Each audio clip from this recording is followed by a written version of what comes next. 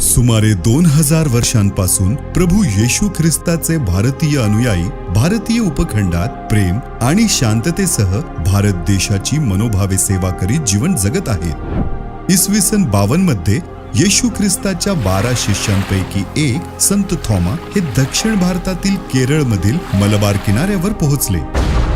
इसवी सन 72 मध्ये संत थॉमा चेन्नई तामिळनाडू येथील मैलापूर येथे शहीद झाले। त्यामुळेच 3 जुलै हा दिवस संत थॉमा यांचा हुतात्मा दिवस म्हणून पारंपरिकपणे साजरा केला जातो। तसेच भारतात आणि जगभरात संत थॉमा दिवस म्हणून साजरा केला जातो।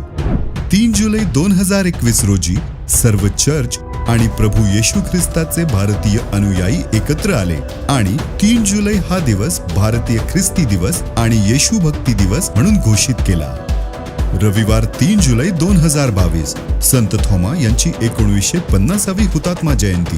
भारतात आणि जगभरात हे जयंती वर्ष साजरे करण्यासाठी येशू ख्रिस्ताच्या लाखो भारतीय अनुयायांसोबत आपणही सामील व्हा आणि भारतीय ख्रिस्ती दिवस आणि येशू भक्ती दिवस साजरा करा। आपल्या शेजाऱ्यावर प्रेम करा, समाजाची सेवा करा, प्रभू येशू ख्रिस्ताचा उत्सव साजरा करा। भारतीय ख्रिस्ती दिवस, येशू भक्ती दिवस, प्रेम करा, सेवा करा आणि उत्सव साजरा करा।